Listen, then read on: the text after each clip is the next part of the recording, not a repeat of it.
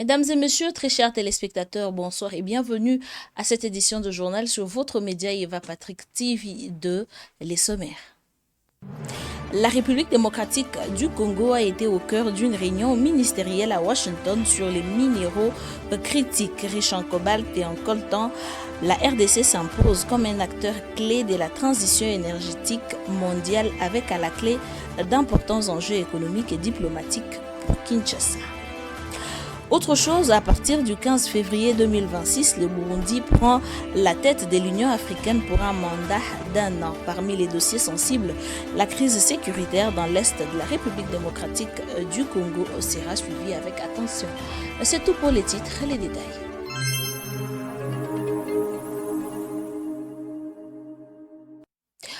Encore une fois, bonsoir et bienvenue fidèles téléspectateurs. À Washington, le mercredi 4 février 2026 s'est tenue une réunion ministérielle sur les minéraux critiques. La RDC, riche en cobalt et en coltan, y a joué un rôle central. Retour sur les discussions et les enjeux pour Kinshasa. Le mercredi 4 février 2026, Washington a accueilli une réunion ministérielle sur les minéraux dits critiques organisée sous l'impulsion des États-Unis. Cette rencontre vise à sécuriser et diversifier les chaînes d'approvisionnement mondiales tout en réduisant la dépendance à certains pays, notamment la Chine. Parmi les pays participants, la République démocratique du Congo occupe une place centrale. Les pays disposent des vastes réserves de cobalt et de coltan, des minéraux essentiels pour la transition énergétique mondiale. Le président congolais Félix Antoine Tshisekedi Tshilombo est attendu à la réunion accompagnant une délégation de Kinshasa. Cette rencontre fait partie du Project Volt, un plan stratégique américain destiné à constituer une réserve nationale des minéraux critiques comme les cobalt, les lithium et les terres rares. Les projets bénéficient d'un financement de 12 milliards de dollars. Les discussions devraient également aborder des partenariats bilatéraux combinant accès aux ressources et investissements dans les infrastructures. Pour la République démocratique du Congo, il s'agit d'une occasion de renforcer son rôle sur la scène internationale et de consolider son partenariat avec les États-Unis. L'événement pourrait ainsi redessiner certains équilibres géopolitiques autour des minéraux stratégiques et déplacer Kinshasa au cœur des discussions sur l'énergie et l'industrie de demain. À partir du 15 février 2026, les Burundi assume la présidence tournante de l'Union africaine. Parmi les crises prioritaires, la situation de l'Est de la République démocratique du Congo qui sera suivie de près. Retour sur les enjeux de ces mandats continentaux. Le Burundi s'apprête à assumer la présidence tournante de l'Union africaine à partir du 15 février 2026, marquant une première pour les pays depuis la création de l'organisation continentale en 1963. Ce mandat est aperçu comme un signe de confiance politique, mais également comme une responsabilité stratégique qui engage l'ensemble de la société burundaise. Les autorités burundaises insistent sur la mobilisation de tous les secteurs, les institutions publiques, les secteurs privés, les chercheurs, la jeunesse et les partenaires internationaux. L'objectif est de faire de cette présidence un moment de visibilité et d'influence pour les pays sur la scène africaine et mondiale. Parmi les priorités annoncées, l'accès à l'eau et l'assainissement pour tous d'ici 2063 constitue le thème central de l'année 2026 de l'Union africaine. La présidence burundaise entend accélérer sa mise en œuvre en promouvant la participation des jeunes et des femmes au processus de paix et de développement dans le cadre de l'initiative continentale Faire taire les armes d'ici 2030. Les Burundi prévoient également de mettre l'accent sur le commerce continental, notamment à travers la zone de libre-échange africaine avec un focus particulier sur le commerce électronique. Un colloque international sur cette thématique est prévu à Bujumbura afin de renforcer les opportunités économiques et attirer les investissements étrangers. Sur les plans sécuritaires et humanitaires, la présidence burundaise suivra de près les crises qui affectent le continent, notamment la situation à l'est de la République démocratique du Congo, au Sahel, en Libye, au Soudan, ainsi que les catastrophes naturelles et les urgences humanitaires. Ces défis nécessitent une coordination efficace entre les États membres et les partenaires internationaux. Enfin, le Burundi devra assurer la conduite des activités ordinaires de l'Union africaine, y compris les sommets annuels et les réunions statutaires, tout en maintenant un dialogue étroit avec des partenaires stratégiques tels que l'Union européenne, la Chine, les États-Unis, la Russie, l'Inde et le Japon. Les autorités burundaises appellent à l'unité et à la mobilisation générale afin de relever les défis logistiques, financiers et humains de ces mandats tout en mettant en œuvre les opportunités d'investissement pour les pays. Un reportage de Gloire Ngomba à Kadima. Direction à l'est de la République démocratique du Congo où de nouveaux affrontements ont replongé la population de Boulé dans les territoires de Djungu dans un climat de peur. Des échanges de tirs ont proposé les forces de sécurité et des hommes armés provoquant une nouvelle vague de fuite des habitants et la paralysie des activités suivantes. Le centre commercial des Boulets, dans les territoires des Djougou, a replongé ce mercredi dans la peur. Des violents affrontements ont éclaté dans la zone, opposant les forces de sécurité à des hommes armés actifs dans la région. Surpris par l'intensité des tirs, des habitants qui tentaient de regagner leur domicile ont été contraints de fuir une nouvelle fois.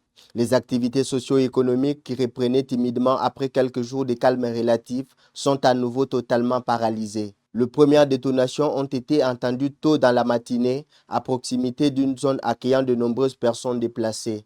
La panique s'est rapidement emparée de la population, majoritairement composée de familles déjà vulnérables. Les affrontements se sont ensuite étendus jusqu'au centre des Boulets. Pendant plusieurs heures, des échanges de tirs ont maintenu la zone sous tension. Les rares commerces qui avaient ouvert ont aussitôt fermé leurs portes et les rues se sont vidées. Ces nouveaux incidents surviennent peu de temps après une mission des autorités militaires menée avec l'appui de la MONUSCO destinée à rassurer la population et à renforcer la protection des civils. Pour l'heure, aucun bilan officiel n'a été communiqué dans cette partie du territoire de Djougou. L'insécurité demeure et continue de compromettre toute tentative de retour à une vie normale. Jean-Archange Kambale signe ses reportages. La République démocratique du Congo fait face à une crise humanitaire majeure. Conflits armés, déplacements forcés et insécurité alimentaire plongent des millions de personnes dans une extrême précarité.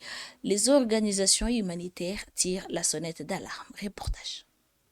En République démocratique du Congo, la crise humanitaire atteint un niveau préoccupant. D'une province à l'autre, des millions de personnes vivent dans des conditions de plus en plus difficiles, victimes d'un enchaînement de conflits armés, d'instabilité économique et de catastrophes naturelles. Les déplacements forcés se multiplient, des familles entières abandonnent leurs villages, laissant derrière elles maisons, terres et moyens de subsistance. Elles trouvent refuge dans des sites improvisés, souvent sans protection adéquate, contre les intempéries avec un accès limité à l'eau potable, aux soins de santé et à l'assistance humanitaire. Parallèlement, l'insécurité alimentaire s'aggrave. La pénurie de nourriture, la hausse du coût de la vie et la baisse des revenus plongent une grande partie de la population dans une situation de survie compliquée. De nombreux ménages ne parviennent plus à couvrir leurs besoins alimentaires de base, posant particulièrement les enfants à la malnutrition. L'Est du pays demeure l'épicentre de cette crise. Les violences armées et les tensions communautaires y poussent chaque jour de nouvelles personnes sur la route de l'exil. Les provinces du Nord Kivu,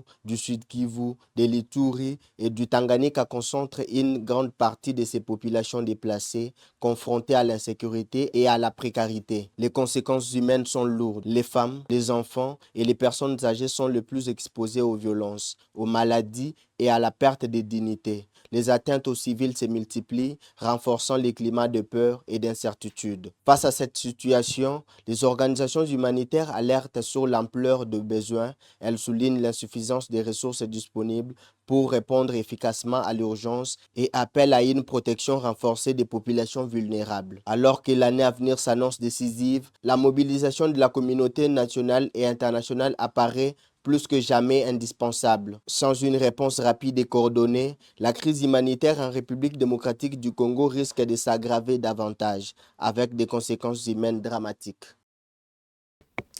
Nous sommes toujours à l'est de la République démocratique du Congo. Un drame a frappé une école primaire de Tchabi dans les territoires d'Irumu en Ituri. Plusieurs élèves ont été grièvement blessés après avoir été frappés par la foudre lors d'un violent orage. J'y arrive. Reportage. Un grave accident a bouleversé la communauté de Tchabi dans les territoires d'Irumu en province de l'Ituri. En pleine activité scolaire, une école primaire a été frappée par la foudre lors d'une pluie accompagnée d'orage. Au moment de l'incident, plusieurs élèves se trouvaient dans les salles de classe, tandis que d'autres s'étaient regroupés sous la véranda pour se protéger des intempéries. La décharge électrique a touché l'établissement avec une violence extrême, blessant grièvement plusieurs enfants. Les élèves touchés ont été rapidement pris en charge et transférés vers une structure sanitaire pour recevoir des soins. La nouvelle a provoqué une vive émotion parmi les parents et les corps enseignants. Depuis cet incident, une atmosphère de peur règne au sein de l'établissement. Les cours ont été fortement perturbés et certains élèves, encore sous les chocs, hésitent de reprendre les chemins de l'école. Ce drame n'est pas un cas isolé dans la région. Les autorités de la protection civile rappellent que ces incidents liés à la foudre sont fréquents en Ituri, particulièrement dans les zones rurales. La majorité des écoles de ces milieux sont construites avec des matériaux précaires et entourées d'arbres sans dispositif de protection adapté. Face à cette situation, les services de protection civile appellent à l'installation des paratonnerres et à la sensibilisation des élèves au comportement à adopter pendant les périodes de pluie. Sans mesures préventives adéquates, les risques demeurent élevés et la sécurité des élèves reste une préoccupation majeure pour les communautés locales. Nous sommes cette fois-ci entre Kinshasa et Moanda avant de clôturer définitivement ce journal où de violentes pluies qui se sont abattues ces dernières heures sur plusieurs régions du pays, notamment la ville de Kinshasa et la cité de Moanda. Ces intempéries ont provoqué d'importantes inondations, plongeant de nombreux quartiers dans une situation critique. À Kinshasa, les communes de Ngiringiri, Bandalungwa et plusieurs autres zones ont été durement touchées. Des rues se sont transformées en véritables cours d'eau, paralysant la circulation et envahissant les habitations. Les dégâts matériels sont considérables et de nombreuses familles se retrouvent sinistrées. À Moanda, la situation n'est guère plus rassurante. Les fortes pluies ont également causé des inondations affectant des habitations et des infrastructures et compliquant les quotidiens de populations locales. Face à cette situation préoccupante, les populations touchées lancent un appel pressant aux autorités pour une intervention urgente alors que la crainte de nouvelles pluies demeure. Aussi longtemps que cela dépend de vous, très chers téléspectateurs, soyez en paix avec tous. C'est la fin de cette édition réalisée par Jean-Archange Kambalé et Israël Kadima. Abonnez-vous massivement à notre chaîne Eva Patrick TV 2 et n'oubliez pas d'activer la cloche de notification pour ne pas manquer nos prochaines éditions. Au revoir et à très bientôt.